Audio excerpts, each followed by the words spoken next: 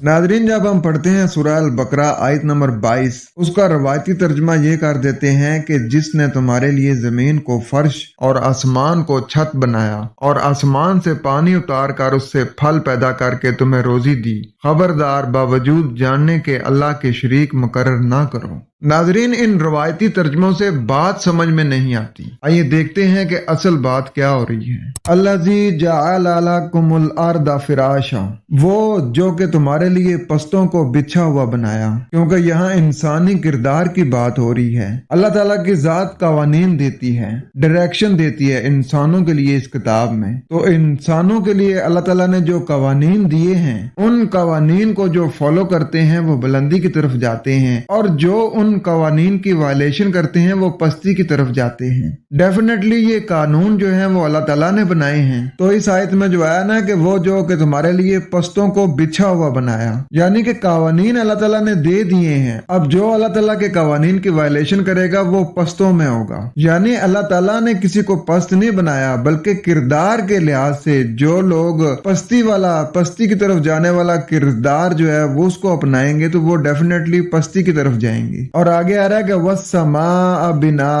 अब ज़ाहिर बात है कि यहाँ भी किरदार की बात हो रही है। अब किरदार के लिहाज से बुलंदी को बुनियाद बनाया, यानी कि जो लोग पस्ती वाला रास्ता अख्तियार करेंगे वो तो लाजमी बात है कि बिछे हुए रहेंगे, और जो बिछे हुए लोग होते हैं ना वो कभी किसी के साथ आंखों में आंखें डाल के बात नहीं कर सकते। लेकिन जो बुलंदी इख्तियार करेंगे ना वो बुनियाद वाले होंगे, वो काम कर सकेंगे, वो माशरे को सुधार सकेंगे, वो लोग होते हैं जो तब्दीली ला सकते हैं। और वो तब्दीली कैसे ला सकते हैं, आगे फरमाया जा रहा है कि वह अनज़ला मिनस समाई माअन, और सामने लाता है बुलंदी से एक किताब।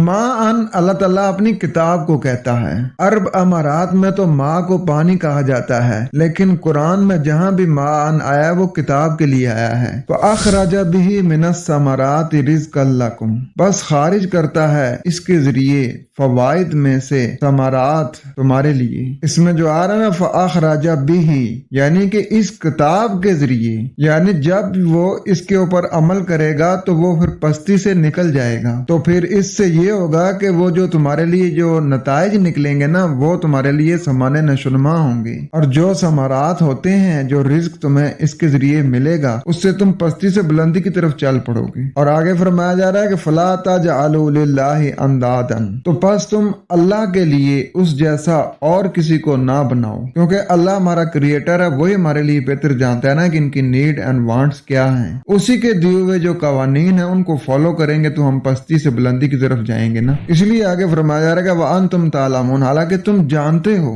इस चीज को तुम जानते हो कि मालिक जैसा कोई नहीं है। मालिक ने जो हदायत दी हैं उन जैसी हदायत और कोई दे ही नहीं सकता। फिर भी तुम इंसानों की लिखी किताबों को, इंसानों को अल्लाह के मुकाबले में ले आते हो कि जिस तरीके से अल्लाह ताला कवानीन देता है उसी तरीके से ये इंसान जो है ये भी जो कवानीन देते हैं उनमें भी फायदा होता है। तो उसका रवा तर्जुमा ये बनेगा कि वो जो तुम्हारे लिए पस्तों को बिछा हुआ बनाया और बुलंदी को बुनियाद बनाया और बुलंदी से किताब सामने ले आया, वो इसके जरिए निकालता है तुम्हारे लिए समाने नशनुमा, फायदा देने में से। बस तुम अल्लाह के लिए कोई हमसर ना बनाओ, और इस चीज को तुम जानते भी हो। तो उम्मीद करता हूँ कि आपका कुछ कंसेप्ट क्लियर हुआ होगा। रवायती तर्जुमों से बात समझ में नहीं आती है। खुश रहें, कुरान के साथ रहें।